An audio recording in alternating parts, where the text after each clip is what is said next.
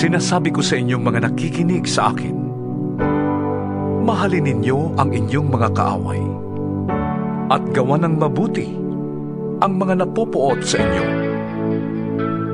Pagpalain ninyo ang sumusumpa sa inyo at ipanalangin ang mga nang-aapi sa inyo.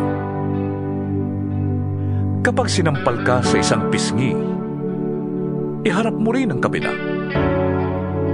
Kapag inagaw ang iyong balabal, huwag mong ipagkait ang iyong barong. Bigyan mo ang bawat nanghihingi sa iyo. At kung may kumuha ng iyong ari-arian, huwag mo nang bawiin pa ang mga iyon. Gawin ninyo sa iba ang ibig ninyong gawin nila sa inyo. Kung ang nagmamahal lamang sa inyo ang inyong mamahalin, ano pang gantimpala ang inyong hihintayin? Ang mga makasalanan man ay marunong ding magmahal sa mga nagmamahal sa kanila. Kung ang mga mabuti lamang sa inyo ang inyong gagawa ng mabuti, ano pang gantimpala ang inyong hihintayin? Kahit ang masasamang tao ay gumagawa rin yan. At kung ang makakabayad lamang ang inyong pauutangin, ano pang gantimpala ang iyong hihintayin? Kahit ang masasamang tao ay nagpapautang din sa kapwa nila masama sa pag-asang sila'y babayaran. Mahalin ninyo ang inyong mga kaaway at gumawa kayo ng mabuti. Magpautang kayo nang hindi umaasang kayo'y babayaran. Sa gayon, malaking gantimpala ang tatamuhin ninyo at kayo'y magiging mga anak ng kataas-taasang Diyos, sapagkat siya'y mabuti kahit sa masasama at sa mga hindi marunong tumanaw ng utang na loob. Maging mahabagin kayo na gaya ng inyong ama. Huwag kayong humatol at hindi kayo hahatulan. Huwag kayong magparusa at hindi kayo parurusahan ng Diyos. Patawarin ninyo ang inyong kapwa at kayo patatawarin din ng Diyos. Magbigay kayo at kayo bibigyan ng Diyos. Hustong takal, siksik, liglig at umaapaw pa ang ibibigay sa inyo. Sapagkat ang panukat na ginagamit ninyo sa iba ay siya ring gagamitin ng Diyos sa inyo. Maaari kayang mag-akay ang bulag ng kapwa bulag. Pareho silang mahuhulog sa hukay kapag ginawa nila ang ganon. Walang alagad na nakakahigit sa kanyang guro.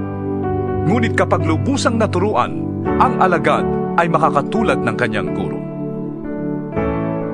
Bakit mo napapansin ang puwing ng iyong kapatid? Ngunit hindi mo nakikita ang troso sa iyong mata. Paano mong masasabi sa iyong kapatid, "Kapatid, hayaan mong alisin ko ang iyong puwing," gayong hindi mo nakikita ang trosong nasa iyong mata? Mapagkunwari. Alisin mo muna ang troso sa iyong mata nang makakita kang mabuti. Sa gayon, maalis mo na ang puwing ng iyong kapatid. Walang mabuting punong kahoy ang namumunga ng masama, at wala ring masamang puno ang namumunga ng mabuti. Nakikilala ang bawat puno sa pamamagitan ng kanilang bunga, sapagkat hindi nakakapitas ng igos sa matitinik na halaman o ng ubas sa mga dawag. Ang mabuting tao ay naglalabas ng mabuti mula sa kanyang pusong sagana sa kabutihan, samantalang ang masamang tao naman ay naglalabas ng masama mula sa kanyang pusong tigib ng kasamaan. Sapagkat kung ano ang nag-uumapaw sa puso ay siyang sinasabi ng labi. Bakit ninyo ko tinatawag ng Panginoon, Panginoon? Gayong hindi naman ninyo tinutupad ang sinasabi ko. Sasabihin ko sa inyo kung ano ang katulad ng taong lumalapit sa akin, nakikinig ng aking mga salita, at nagsasagawa ng mga ito. Ang katulad niya ay isang taong humukay ng malalim at nagtayo ng bahay sa pundasyong bato. Nang bumaha at bumugso ang tubig sa bahay na yon, hindi na tinag ang bahay na itinayo, sapagkat matibay ang pagkakatayo nito. Ngunit ang nakikinig naman ng aking mga salita at hindi tumutupad nito ay katulad ng isang taong nagtayo ng bahay ng walang pundasyon. Nang bumaha at bumugso ang tubig sa bahay na yon, ito ay kaagad bumagsak at lubusang nawasak.